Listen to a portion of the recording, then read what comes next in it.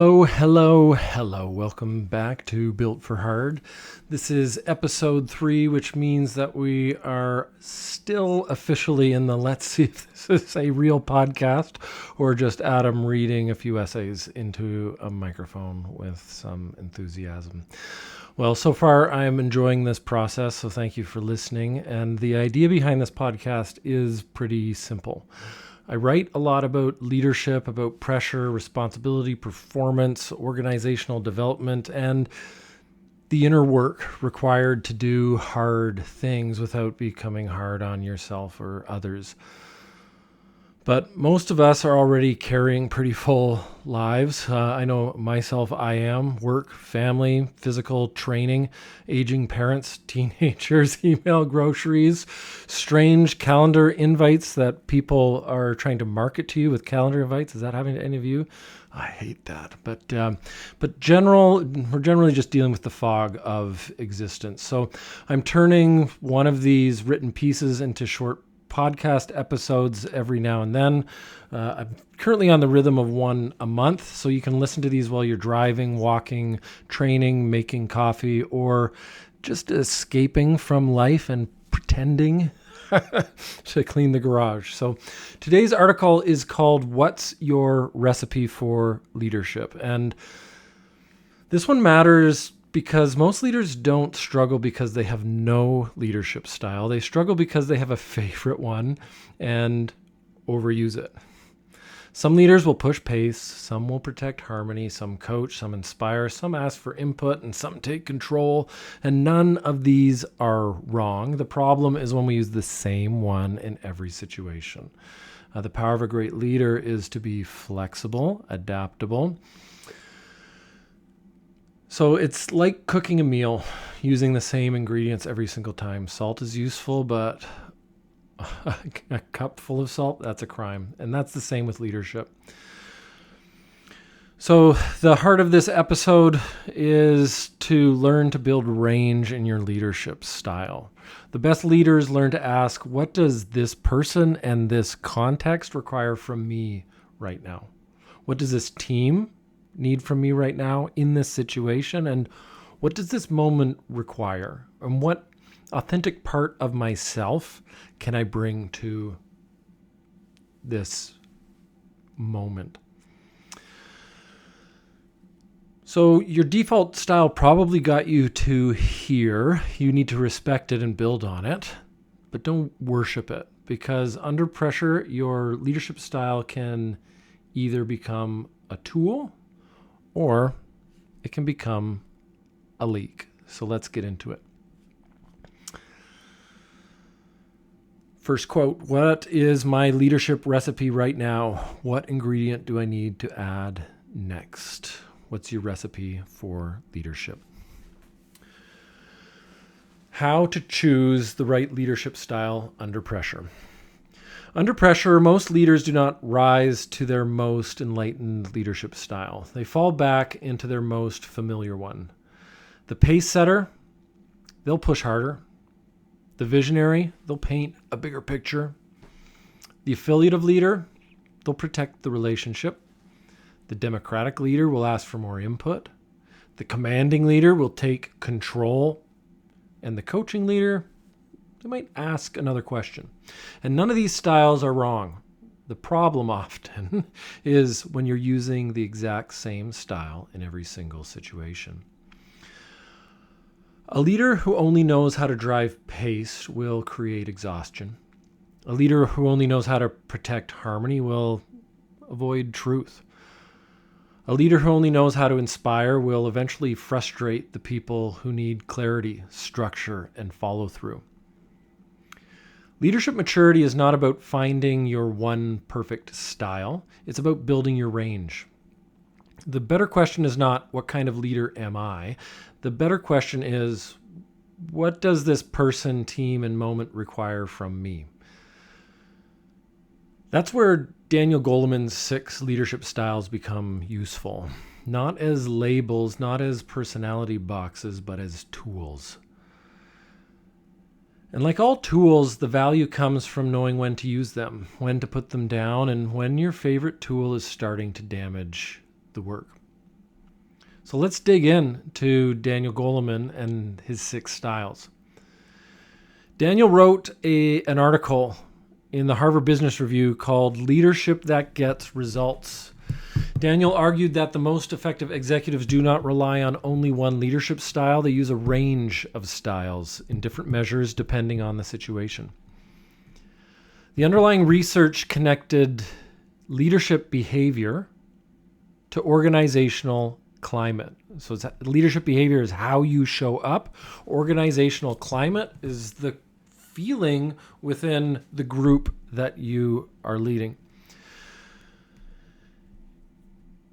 So Daniel connected leadership behaviors with organizational climate and performance, which is results. We want results, obviously, especially through factors such as clarity, commitment, responsibility, standards, flexibility, and rewards. The 6 styles are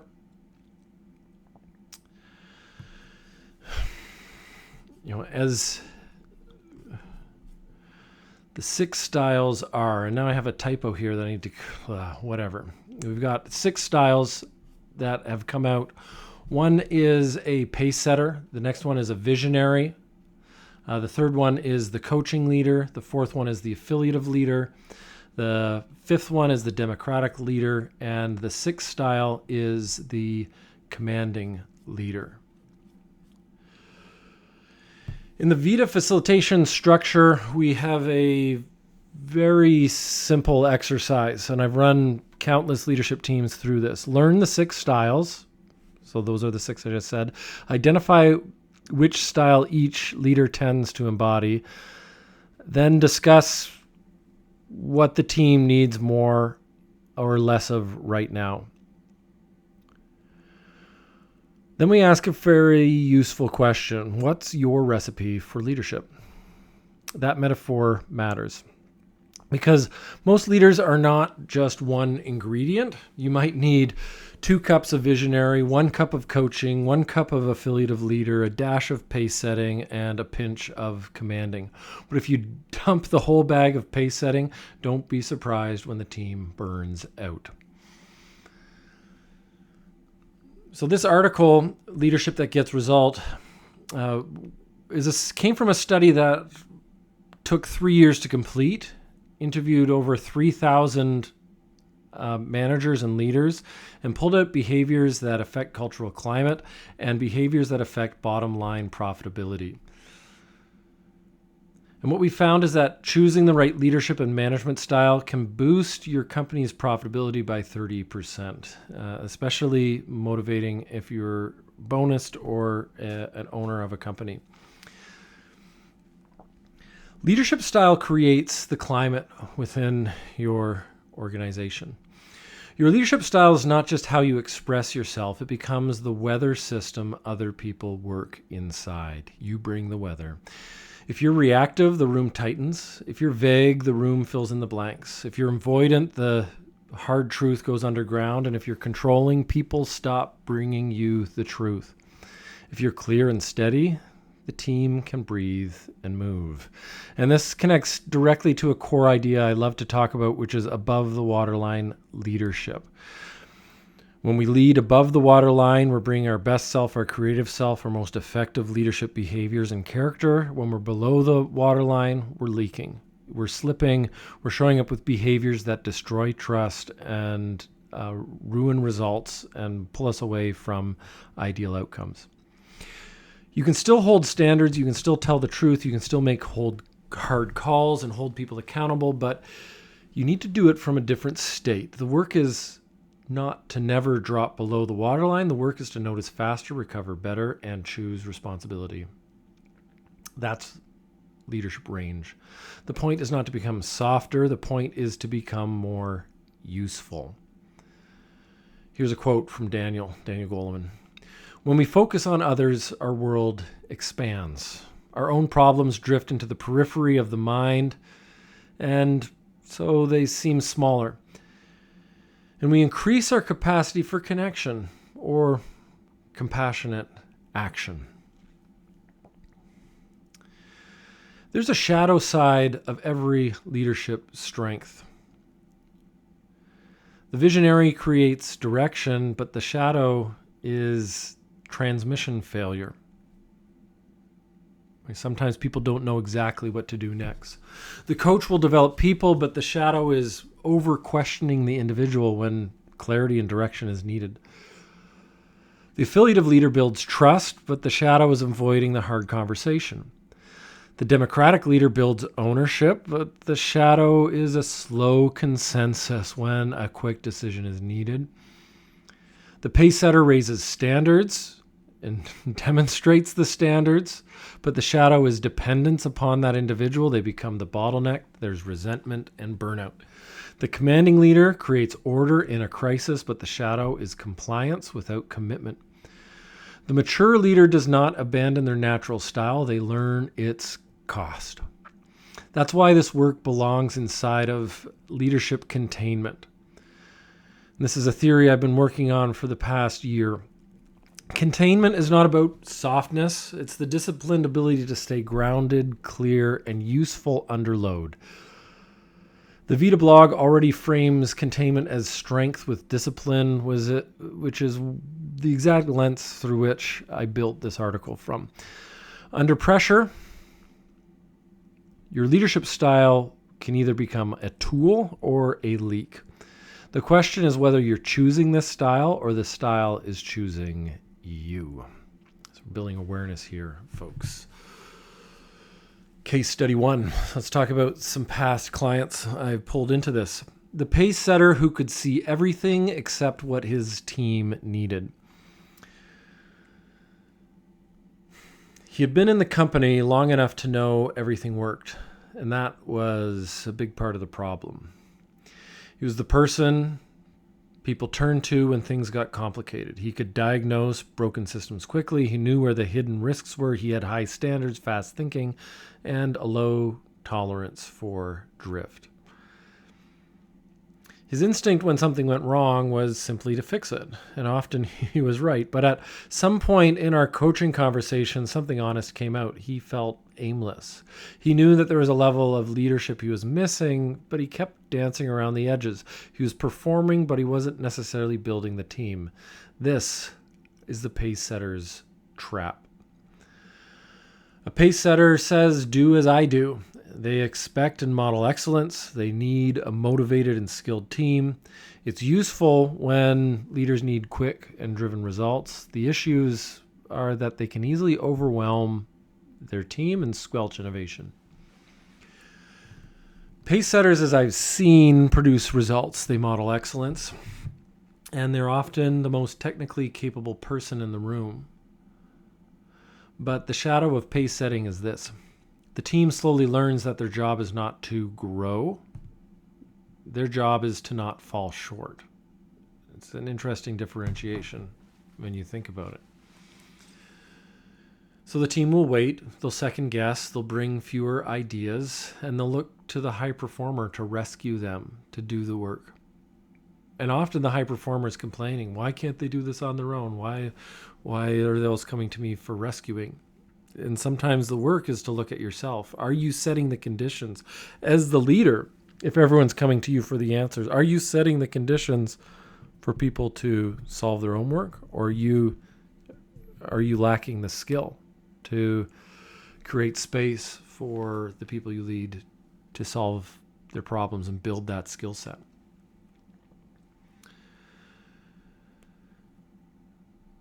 So the leader becomes the standard, the engine, the quality control system, and the bottleneck. And this is where pace setting must be paired with coaching. It's a great style, and we'll talk about that after we talk about the visionary.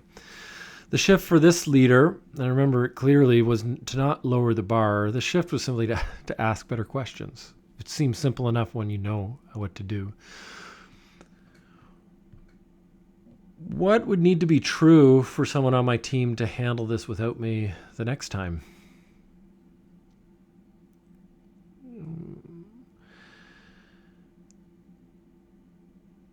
And the question was, what changed the work? So instead of jumping in to fix the problem, the leader pauses. Instead of judging or observing the judging in their head, the leader names the standard and says, this is what needs to happen. Instead of carrying the complexity alone, the leader teaches others how to carry more of it. This is the standard. What would you do? How would you do it? Asking questions. Coaching is often about passing the how, letting the ones that we lead apply the how. I often talk about self-determination theory. Maybe that's one of the posts I need to talk about down the road. Autonomy. Building autonomy in the people we lead can really amplify the results that we get from them. The ability to do things in their own way. And the pace-setting leader can get very clear on the mission. What needs to be done? By when? By who? How are you going to do it? Here are the standards. How can you reach the standards? Let me know. Bring a solution. And it takes some time at first to train people to think in a new way or in a new direction, and it can often pay strong results. So this is the difference between being a high performer and being a leader. High performers raise the standard through their own output. Leaders raise the standards through the capacity they leave in others. I had another client making me think. His big epiphany was, I don't just need to get shit done. I need to get more shit done through others. That was a big epiphany. This connects directly to another idea I write about called building boat speed, not burnout, where we have documented, repeatable, scalable systems to make our department or our business or our organization run without hustle or heroics. The same is true for leadership. Until others can carry the work without you, you do not have leadership capacity.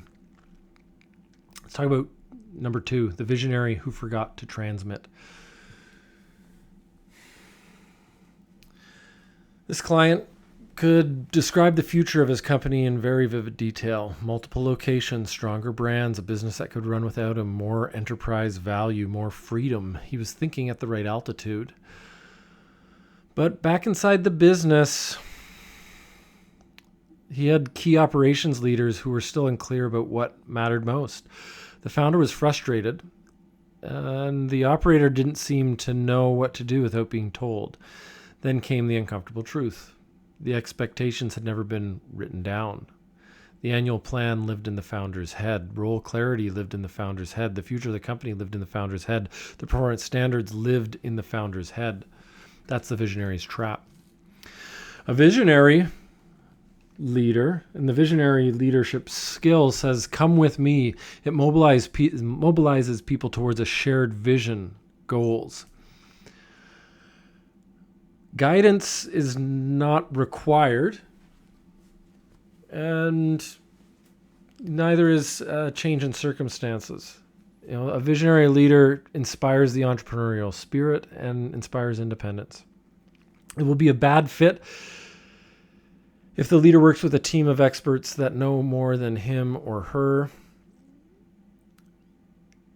and if people are unclear on what they need to do. The visionary needs to have more clarity. This reminds me of the leadership boat I talk about, where the dangers of being a visionary is that people are very unclear of the next step. This would go on the grace side of the rowboat that we talk about, whereas pace setting would have been the grit side of the rowboat. Visionary leaders see things before others see them. That's their gift. They can pull people towards a future that does not exist yet. But seeing clearly is not the same as communicating clearly. A vision that lives only inside the leader's head is not a vision. It's a private movie. And the coaching reframe is simple. Your job is not simply to hold the vision. Your job is to transmit it. That means writing it down, not because paperwork is inspiring, but because clarity is kind. The practical shifts were straightforward. Create an annual planning rhythm. define roles and accountabilities, hold monthly structured check-ins, write down what success looks like before the next hard conversation. So putting some meeting and accountability structure behind the vision turns it into action. This is where the issue was not necessarily that the operations leader lacked capability. It was that he had never been given the runway or the pathway or the process. And this is where visionary leadership also needs democratic and coaching layers, not to slow the vision down, but to create more shared ownership of it. I wrote another blog post called From Big Goal to Launch Pan, where it makes this point in another form. Big ideas need small strategic actions. A team can agree with the goal and still fail to execute if the path, roles, and next moves are not clear. Great leaders do not just see farther, they build the road that lets the team catch up. So here's number 3, the coaching leader who had to stop rescuing.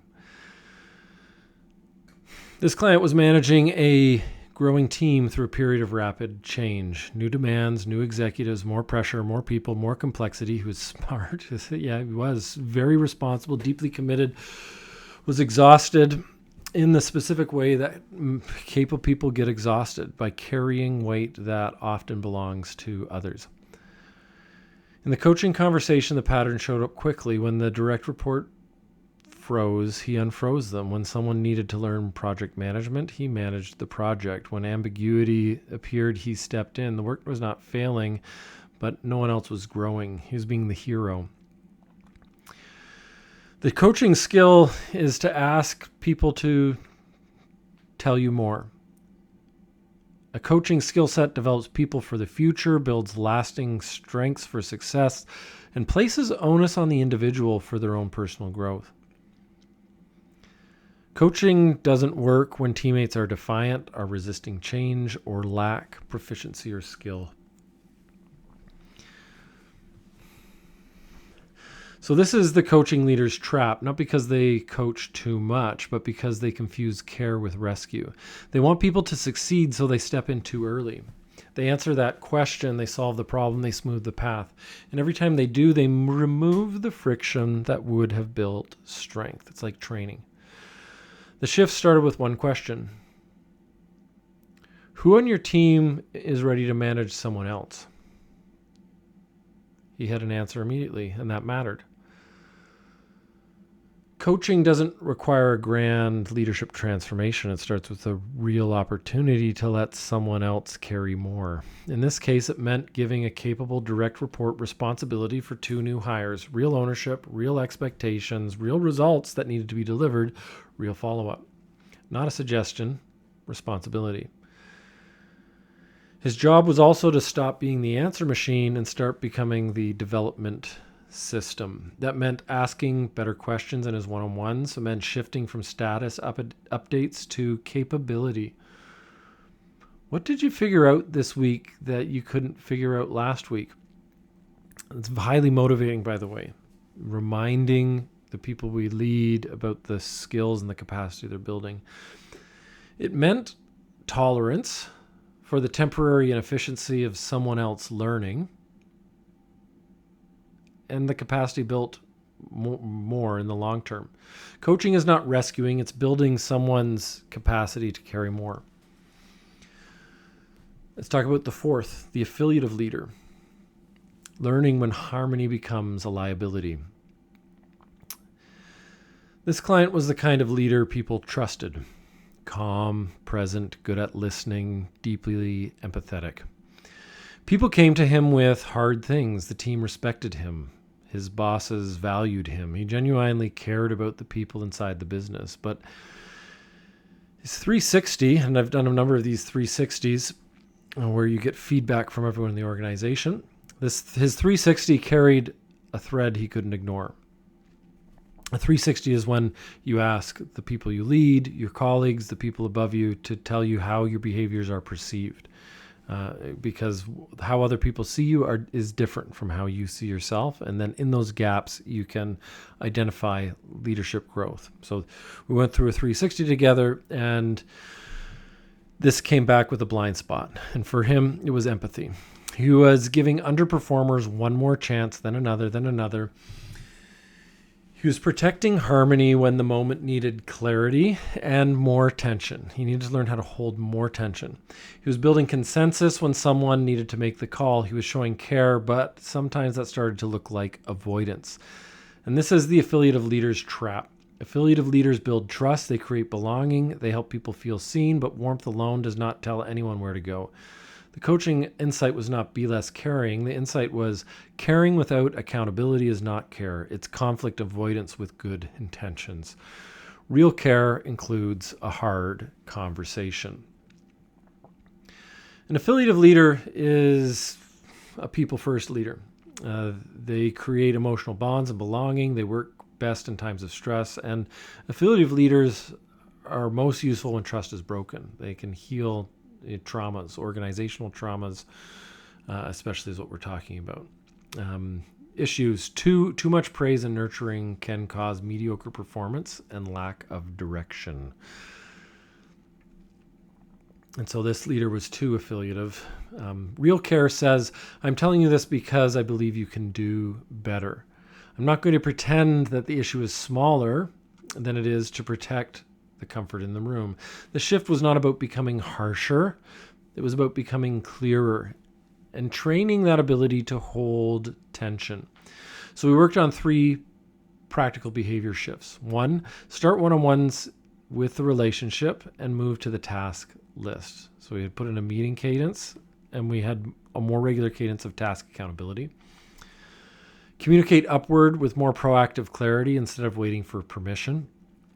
So when an issue comes up, communicate that more proactively instead of being asked to deliver. And then create peer agreements where others could call him when he moved too fast or failed to bring them along for the ride. Affiliative leaders do not need to abandon care. They need to add a range of directness if you're a highly affiliative leader. This is where the Vita Grace and Grit scorecard comes in. How do you balance grace and grit?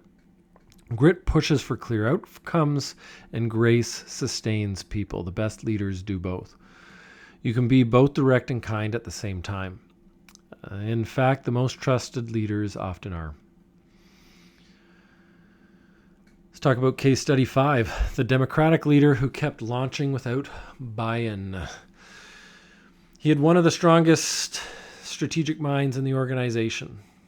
He could see where the business needed to go, often before the people around him did.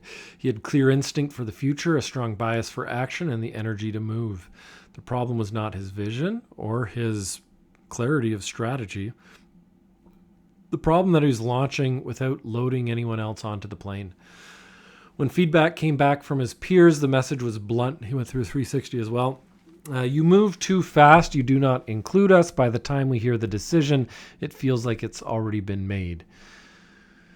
He wasn't shocked. He'd heard visions of this before. And he also had a legitimate concern. He didn't want every decision to become a committee meeting. He'd seen that too. Meetings about meetings about meetings. Consensus becomes a delay. Collaboration is a polite way to avoid making the call. The coaching work was not to turn him into a slow leader. It was help him to be more deliberately democratic in a way that worked for him. The distinction was simple.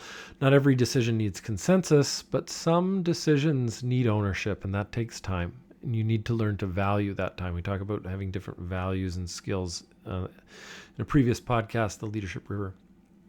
If a decision only affects your scope, make the call. If it affects one of your peers' budgets, maybe your team, it affects a customer, an executive relationship, or even your ability to execute, bring that person in before the decision hardens. It also reminds me of the RACEX or the ARC-EX matrix. Who needs to be consulted, and knowing that who's affected. It shows respect. It shows political savvy, and it allows you to get. You have to go a bit slower in a democratic style of leadership, but you go slow to go fast. And if you're as strategic as this individual is, then then you can figure out the right times. As long as you know this and have identified democratic leadership as a skill that you're looking to develop. A democratic leader says, what do you think? They build consensus through participation. They build buy-in, ownership of decisions, plans, goals. And it's useful when a leader is uncertain, needs fresh ideas, or even needs buy-in. Sometimes I hear democratic leadership called socialization. We need to socialize the idea. Issues come when it's time-consuming, works poorly in emergency situations, or with ill-informed teams. Practical language becomes, I'm 90% clear on where we're going, but I want you to pressure test this. I'm not promising I can take every piece of advice out of this conversation, but I want you to find the gaps. And this is a great way to incorporate democratic leadership if you're a bit impatient. Not endless participation, not abdication of responsibility, not a leadership by survey, but a participation in service of ownership. Making an informal agreement with a few trusted colleagues, watch me, tell me when I'm blasting ahead without checking in. Not to slow him down necessarily, but to keep him from building the resistance within the culture of the organization he didn't need to work against. Democratic leadership is not about endless consensus. It's participation with one another in service of ownership. Final case study 6. The commanding moment he kept avoiding. The team was performing, culture was stronger, systems were clearer. The budget was being hit for the first time in years. And there was one person who had been given every chance. He failed to change, was now costing the business in ways that were no longer minor. The manager knew it. He had known it for months. He had adjusted the commission structure, reallocated accounts. He had multiple direct conversations, set expectations, followed up, tried to coach, tried to be fair. Each time the salesperson responded with confident stories about deals, the pipeline, and then no results. At one point, the manager named the real issue. I wanted him to quit so I didn't have to fire him. Can't tell you how many times I've had this conversation. The sentence is familiar to almost every leader who has avoided that hard call. It sounded like compassion, maybe it's comfort, but it's conflict avoidance. That's the commanding leadership trap. Not overusing command, but refusing to use it when the situation clearly requires it. So I do work with leaders sometimes that overuse the commanding leadership style. This individual needed to exercise a more commanding style, put some grit in alignment with his grace. The issue was no longer unclear expectations. It was not a lack of coaching. It wasn't a misunderstood incentive plan. It was repeated non-performance with real consequences for the business and the team. Commanding leadership style will demand immediate compliance. Do what I say. It's used in a crisis, a takeover, a turnaround. It can control the problem and the teammates when other things fail. It can easily alienate people, stifle flexibility and inventiveness. And if you're more of a graceful leader or more of a natural pleaser, it can feel scary. And that's what this leader was dealing with.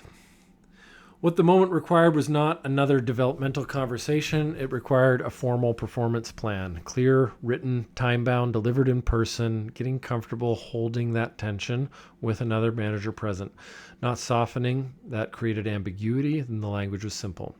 This is what's required. This is the timeline. This is what happens if it does not change. The distinction was important. Commanding from ego is control and destroys trust. Commanding from stewardship, in service of something bigger, is clarity. And so this individual is commanding in service of the team, in service of deliverables to the customers, in service of the organization. This was not about punishing the person for the sake of punishment. It was about protecting the business, the team, the standard, and even the underperformer who deserved to know exactly where they stood. According to the conversation, or avoiding this conversation, was not kindness, it was ambiguity. Commanding leadership is not about control, it's about clarity. And used well, commanding leadership helps drive clarity in a moment where ambiguity would be irresponsible. Now that you've been introduced to the 6 leadership styles, let's start to think. I want you to think, how are you going to build your own leadership recipe? You can write down the 6 styles: visionary, coaching, affiliative, democratic, pace-setting, commanding. Or just think about them. I'll say it one more time: visionary, coaching, affiliative, democratic, pace-setting, commanding. I've got 5 questions. First, what are your top 2 default styles? The styles that you might use without thinking. I'll repeat them again. Visionary, coaching, affiliative, democratic, pace-setting, commanding. What are your top 2?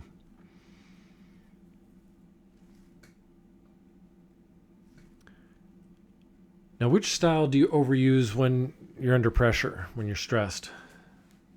This is usually where your strengths start to leak and shadows show up.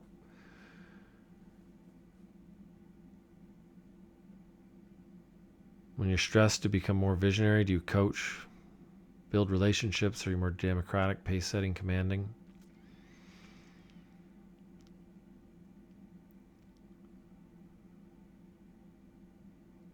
Which style does your team need more from you right now? Not the style you enjoy, the style your team needs.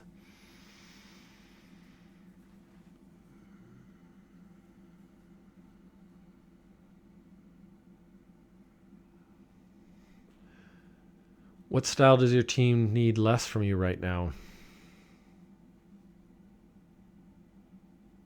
This one can sting. Pay attention. It's probably one that you enjoy being inside. You might need to dial down the volume on this.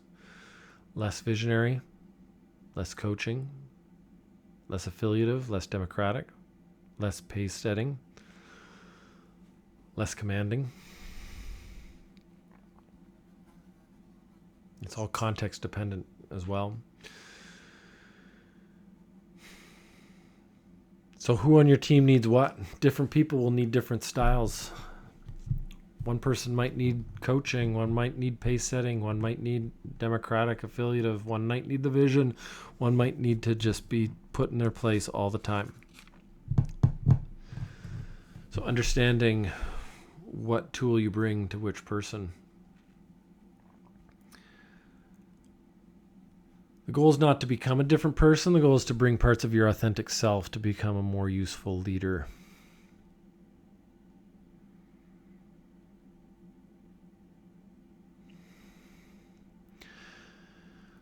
So leadership range is built under pressure. It's easy to talk about leadership range when everything is calm, when you're listening to this podcast, and the real test comes when the pressure rises in your organization, your business, your team.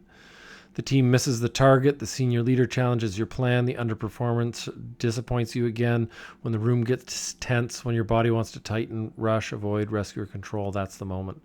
This is even true in parenting. Heck.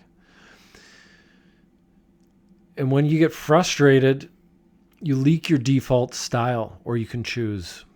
Again, number 1 tool in leadership, take a breath.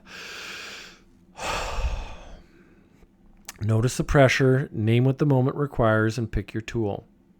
Do you need to inspire? Visionary. Do you need to listen?